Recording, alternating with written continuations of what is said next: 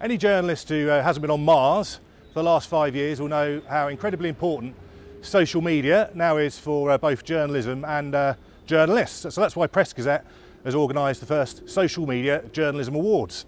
This is the second of our prizes to find the most influential journalist on social media. And after an exhaustive judging process, which has included a public vote, some expert judges and votes on Twitter, we had a unanimous verdict for the winner. And the winner of Press Gazette's first Most Influential Journalist on Social Media award is Mr. Piers Morgan. Well, thank you, Dominic.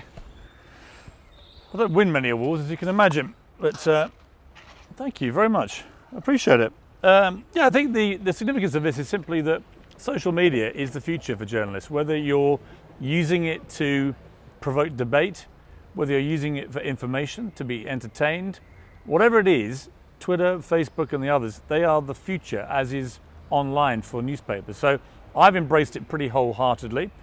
Press Gazette has done the same, obviously, with its online business model now. And my advice to any journalists who think, oh, Twitter's not for me, or I saw Pax from the other day saying it's for the brain dead and so on. Well, it may be, but it's what the youth of today are using as a form of communication. So I like to embrace everything that's for the future rather than the past. I think you all should too. And come on Twitter and engage with me. You know, I'm very approachable. If your spelling is bad, I'll have you, obviously. But generally speaking, come on Twitter and Facebook to just find out what's happening in the world. It's the best journalistic tool that I have encountered. And I wish it had been around when I've been a newspaper editor, because the ease with which you can find out what is happening anywhere in the world in real time, with journalists actually filing sometimes from the battlefield, like Jeremy Bowen has been recently doing in the Middle East, actually filing tweets as a live report. You cannot beat that. So just in terms of, so you've got 4.1 million followers on Twitter, which is quite an achievement, you know.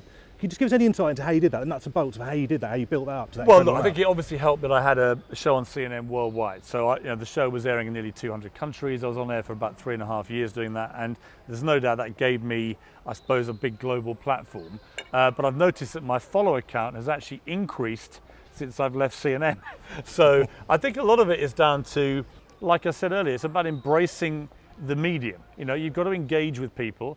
I think a lot of people love to come on and they want to abuse me or criticize me or debate me or praise me. I don't really care what it is. I love the engagement. You get loads of abuse and barracking as well as good stuff as well. Does that not bother you at all? When you... No, I like it. I think it's all part of what the internet really at its best should be. It should be a visceral, raw, immediate medium.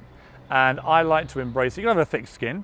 You know, people do come on and they're pretty abusive, but then for everyone who's abusive, there may be 5 who are very complimentary, but also, to me, very informative. You know, I love getting on Twitter and saying, what do people think about this issue? If I'm about to go on air and debate it with somebody.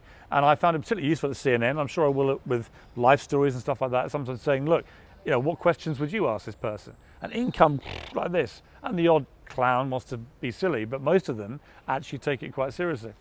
And so, interested to know what you're doing next. So after the CNN gig, can you give us any tips? Did you get tapped up for Newsnight to take over from Paxo? I don't think Newsnight can afford me. I'm too cheerful for Newsnight. I think, no, I'm having the summer off. It's very, very nice. I've really enjoyed being back in Britain. I spent only about 5 weeks in Britain a year in the last 5 years. So it's been fantastic to come back and see all my old friends. And looking forward to just chilling out for a couple more months and then slowly start to think about work again. Very pleased to win this. Like I said, I don't win many awards. I think I've won one before. This is the second, and it's particularly nice for me that Press Gazette has presented it, because I was an owner for a time of Press Gazette, a huge fan of it as a business entity. Great congratulations to Dominic and the team who've carried on the business and made it survive and thrive. So thank you very much. Thank you, Piers. Cheers. Brilliant.